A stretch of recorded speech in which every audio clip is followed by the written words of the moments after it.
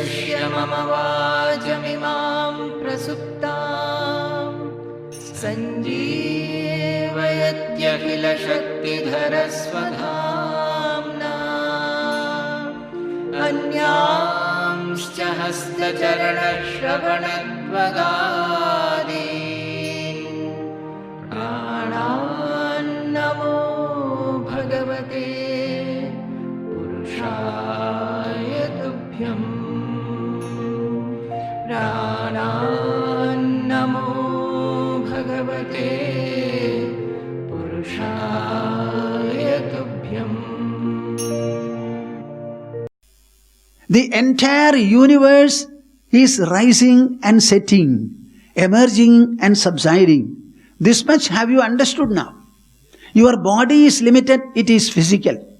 But with this biological body, whatever sentience you access, that sentience is not conditioned by the body or the body's limitations. It is such a huge thing. How do you understand it? The very fact that so many of you are seated before me, and I am seeing all of you in the manner of an inner, direct, personal, wholesome, complete, unquestionable experience. So all of you have become in my mind. And it is this mind picture or mind formation of all of you that I am experiencing. In the same way, I am experiencing the whole universe.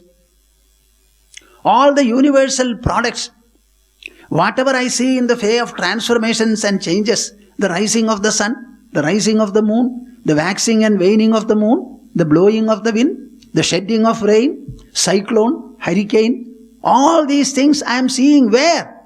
Like waves in my own inside. Am I clear or not? And what is the dimension of what you see? What is the dimension of what you see? You see a mustard, it is very small. You see a mountain, huge. You see the sea, still bigger, wider, broader, vaster. You see the space and the various luminaries hovering in the space. All these you are experiencing. Depending upon their dimension, don't you also have a similar or greater dimension? In fact, what is it that you are saying as infinite? It is your own experience with it. When you see so many things, everything is lit up. When every object, all objects are lit up. Are you following me? When all objects are lit up, you are seeing the light, and in the presence of the light, all the objects. The one that reveals the light and the objects, tell me whether it is luminous or not. No reaction. See, I am seeing first of all light, and in the presence of light, the light reveals all of you here. When I am seeing light and the light reveals other objects, what reveals the light and the objects within me? Is it not the greater light? When it is the greater light, why are you missing it? And why are you overpowered by what you see and the presence of light? कोई जवाब है आपके पास? है, बोलिए ना. How dare you say that inside my body it is darkness? The light is experienced by me within my body. It is not the skin that experiences. It is not the eyes that experience. Experience is within me. So in my mind, when I experience luminosity and brilliance, visual brilliance outside, is not this brilliance really experienced by my mind? So the mind becomes as luminous as the light. So in the presence of external light and what it reveals, poor you, you miss the inner light which reveals both. If the universe is revealed before you, what reveals the universe is the greater light. Now you tell me, is there any point of time when you are not brilliant and luminous? Even when you sleep, are you not luminous? Because you get up and then say, I slept. The sleep was an experience which was lit up by me within. So there is no time, my dear souls, when you become dark, when you become ignorant, when you become a fool. Very good, isn't it? There is no time when you become a fool. You are always wise. You are always intelligent. You are always splendorous. You are always brilliant. You are luminosity itself incarnate. The whole body makes you understand that you are the inner hemisphere of luminosity. Vishwam spurati yatredam taranga iva sagare sohamasmiti vijnaya. I explain to you this wonderful truth, Janaka Maharaja, my dear son. And after having understood and also explain to me your realization, Kim Dina Ivadhavasi, why are you still moving about as one poor, low and dull-witted? Always carry this consciousness. Always carry this majesty. Always carry this magnificence. Always carry this inner splendor, grandeur. Grandeur. The human alone can realize it. He alone can speak about it. He alone can manifest it, display it. He alone can have the gracefulness invested by it, bestowed upon by it. Don't be low. Don't be poor. Be a great performer. Be a great enjoyer. Be a great sufferer. As enjoyment vanishes, suffering also will vanish. Every action comes to an end. The body also will one day fall. Earth also will be reduced to nothing. The sun will become cold one day. Am I right or not?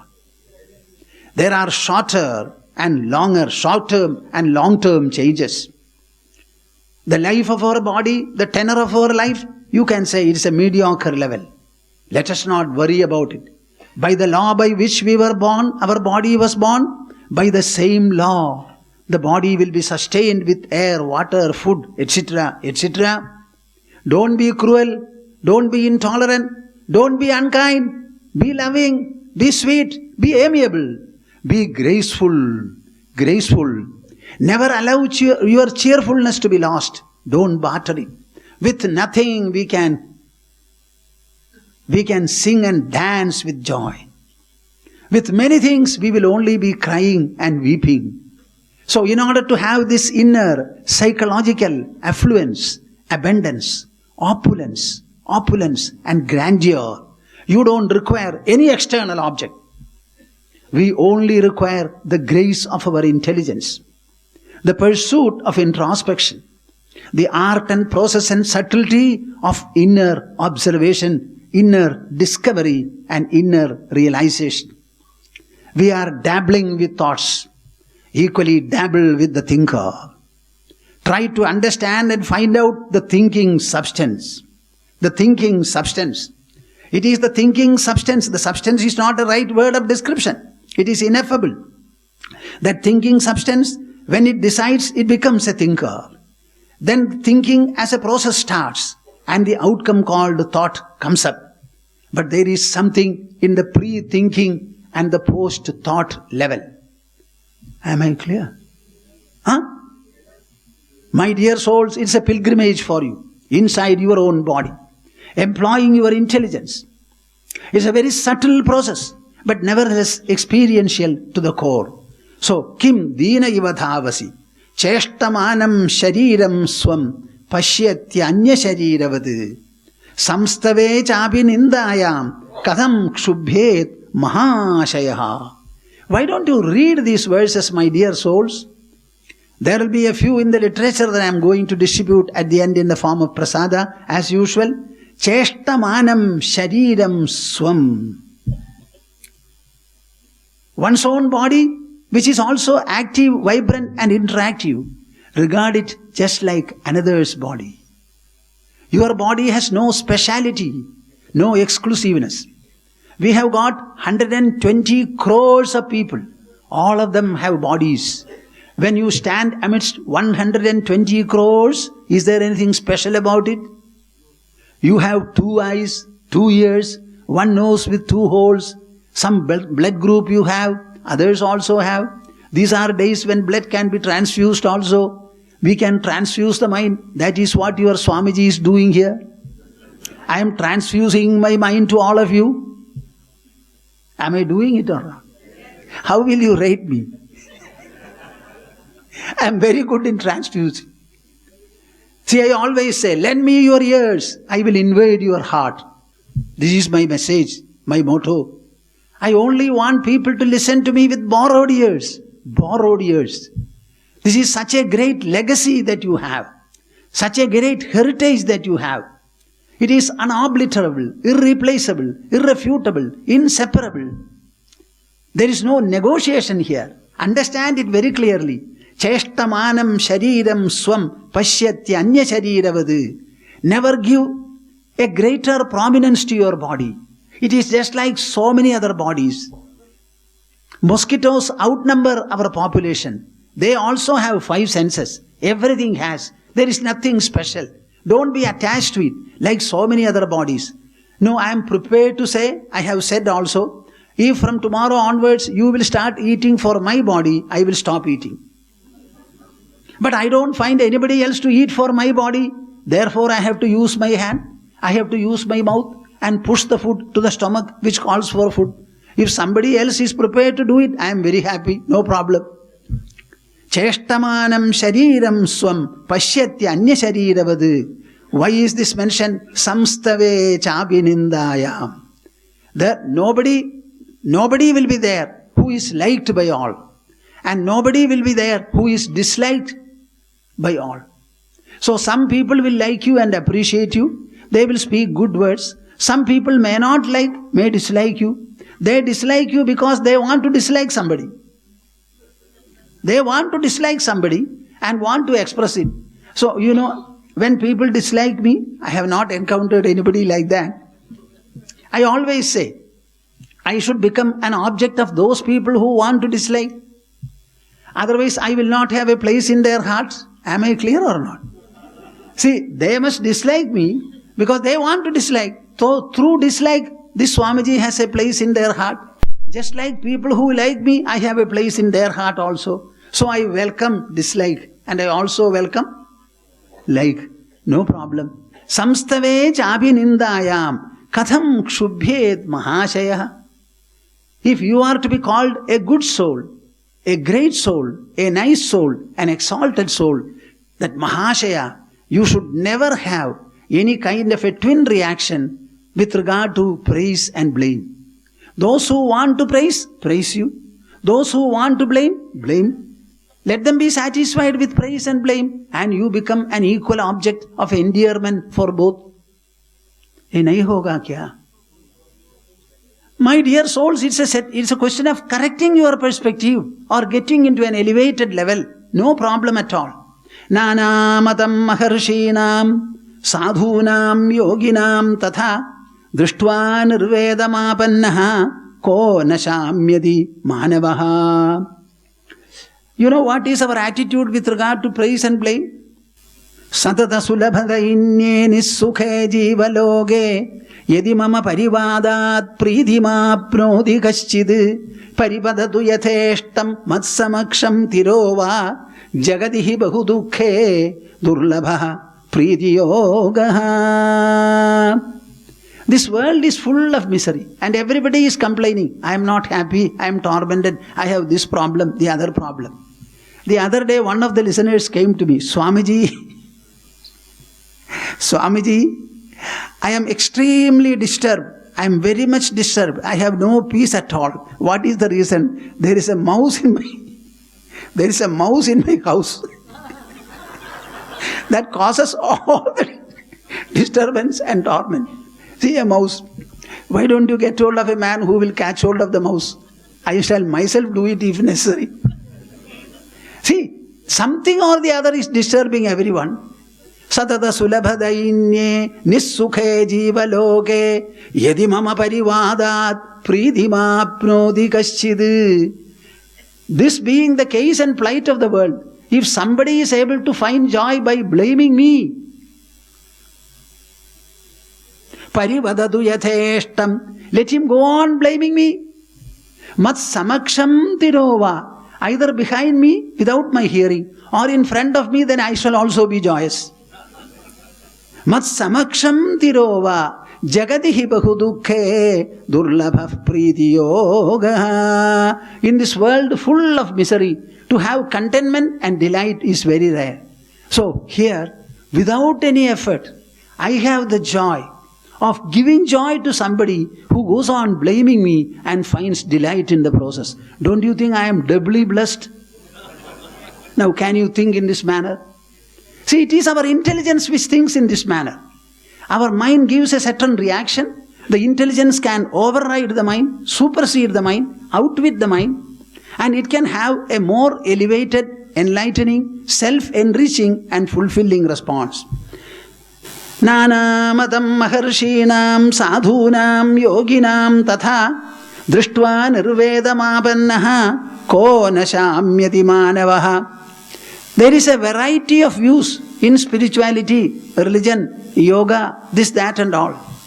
After seeing a variety of opinions, a variety of siddhantas, theories, etc., belonging to whom? Maharshinam, sadhunam, yoginam tatha. A set of very intelligent and purified, highly noble souls like Maharshi, sadhu, good and noble people, ascetic people, yogis, practicing meditation and the like. Each person has something to say. Generally, it is different from the rest. After seeing all of them, mark my words, after seeing all of them, drishtva, nirvedamapannaha, you remain unruffled by all this. All our theories spun and woven by the mind. All our conclusions inferred, arrived at by the intelligence. And all our practices done by the body, done by air, done by mind and done by intelligence. So far as the real practice is concerned, it is a question of how much it is able to bring about purity, sublimity and enlightenment to the system. So I have no confusion. Nirvedamapannaha. And the best will be to remain unruffled and unaffected by everything and all. This is called the poise of the mind, the stability of the intelligence, the composure, the self-seatedness that you are able to have. This is the best, he says. Bhagavad Gita would say, Shruti vipratipannate yada sthasyati nischala samadhavachala buddhi tada yogamavapsisi. After hearing the conflicting accounts of the different scriptures, scriptural authors, interpreters and the like, Shruti vipratipannate buddhi yada nischala achala cha sthasyati. When it remains firm, unshakable and unflickery. That unflickery, that confident, still state of the intelligence is called the supreme yoga. You know, yoga means getting united with. There is no yoga in the bodily level or in the sensory level with the physical objects. If at all there is a yoga, that yoga is only in the mind, where the thought and the thinking process get dissolved into the thinker, and the thinker also dissolves into the thinking substance, and only that remains. This is real yoga. Apadah sampadah kale deva deveti nishchayi triptah swasthendriyo nityam na vanchadi na shojati. See the type of thinking. I told you yesterday that I will give you different accounts of this wonderful text. Apadah sampadah kale deva deveti nishchayi. Whether it is calamity or prosperity, adversity or fortune, favor, whether it is apat or sampat, kale, from time to time, deva deveti nishchayi. Everything is brought about by providence. In the human world, everything is a combination of human endeavor and the providential factor. There will always be a role by providential factor. So that providential factor is always active, and that is what is bringing about favorable and unfavorable plights or fates. Think in this manner. Triptaha, swasthendriyo nityam, and be contented. I am not going to desire. I am not going to be affected by greed. I am not going to be tormented. Everything is done by providence, providential factor. And the providence is making the earth spin, spin, spin, go around the sun. It is the providence that makes my lungs breathe, bellow, the heart beat. The seasons arrive and depart in a bigger way, as well as in a smaller way, as well as in the minuter way within the atom, the revolution of the electron around the nucleus. All these are equally by providential laws and processes. Therefore, I am not going to interfere by a personal desire or a motivation, nor am I going to be victimized by any kind of a grief or torment. Ayatam ayatam apekshaniyam gatam gatam sarvam upekshaniyam alam vrtha khedana modanabhyam alankhaniya kamalasanaajna. In educated circles, particularly culturally enlightened people, this verse is a home saying. Ayatam ayatam apekshaniyam. Whatever has come, accept it. What did I say? Whatever has come, when it has come, what do? You cannot do anything, it has already come. Suppose a disease has already come and it is part of the body. Can you say, my dear disease, I don't like you? Push. Can you send it away? You have to accept that I am sick, go to the doctor, get treated. Somebody was asking me, what about pain? Pain is most important and inevitable in our system. By pain alone, you know about the disorder. Suppose there is a wound in your back, you cannot see it. How do you know? By pain. The trouble with the cancer is, internal cancer, it settles. It causes no pain for the first 3, 4 or 5 years. By the time it produces some pain, it has already become settled there and you cannot treat it at all. So pain, whenever you have, understand that it is a very good factor, very friendly factor. You can neutralize and completely dullen your pain. If you want, if you exercise your mind. I have seen a person who came and reported it to me. In that case, any disease can thrive in your body without your knowledge. So let us not misunderstand it. Ayatam ayatam apekshaniyam gatam gatam sarvam upekshaniyam. Whatever goes or whatever has gone. What did I say? Whatever has gone. Suppose you say, don't go, come. Arey, whatever has gone, I ask you to leave. And whatever has come, I ask you, yes, you be. Is there anything wrong in it? So this is the best attitude. Ayatam ayatam apekshaniyam gatam gatam sarvam upekshaniyam alam vrtha khedana modanabhyam. Okay, you cry, weep, lament, sob.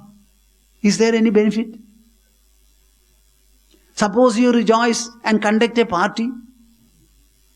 Any better? Alam, vrtha. This has got no meaning at all.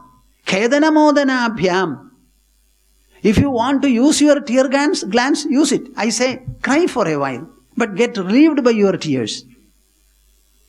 Don't intensify your sorrow. Relieve it. There is no harm at all. It is just like emptying the urinary bladder. You can have some tears. There is absolutely no harm. It is meant to be used by us. By laughter, nobody has been able to improve his fate. Only by tears, if any, have been able to elevate their life into something good, nice and beautiful. Alam vrtha khedana modanabhyam alankhaniya kamalasanaajna. The command of providence, if you call it so, it is alankhaniya. It cannot be refuted. So accept it. Be humble. Have a sense of surrender.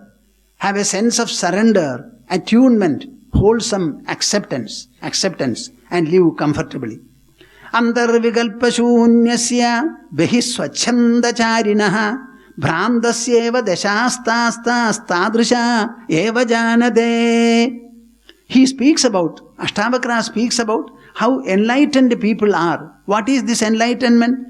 Antaha vikalpashunyasya.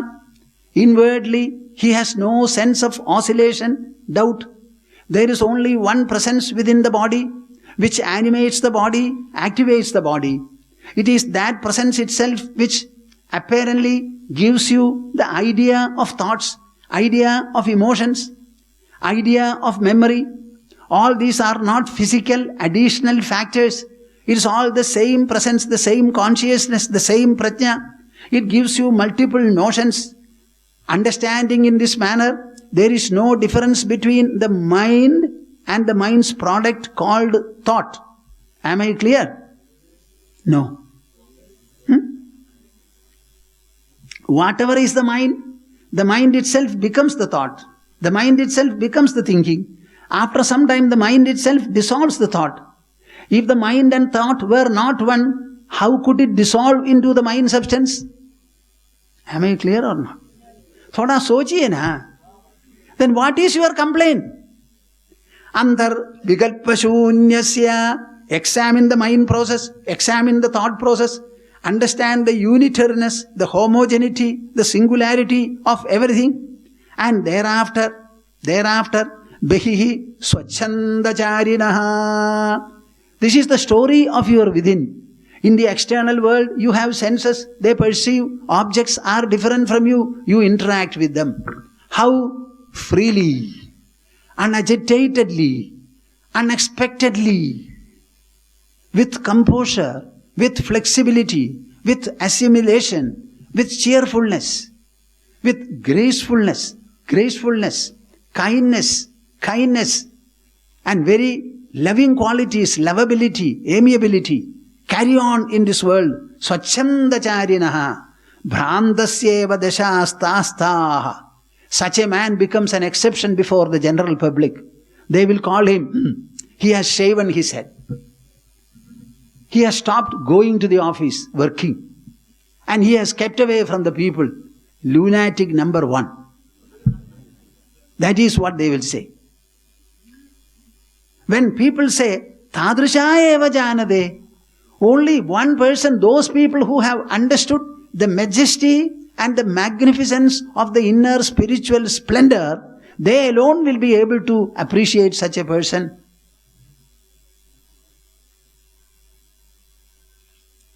The people are of different, in that enlightened level, many different people will be there. Digambaro vapijasambaro va, twagambaro vapijidambarastha, unmattavad vapijabalavadva, pishachavadvapi charatyavanyam. I sometimes feel, will you be afraid of when I say this? This is a verse from Viveka Chudamani. Digambaro vabhijasambaro va. He may have no dress at all. Dik means directions are his dress. He is nude. He doesn't want any necessity. He doesn't find any necessity to put on a colorful dress. Or he may be putting on some dress. It may be something like a gunny bag dress. Or maybe bark. Or something still rough and tough. Digambaro vabhijasambaro va. Or deer skin or tiger skin, twagambaro vapi. These are the external differences and appearances he has. But internally, inwardly, chidambarastha.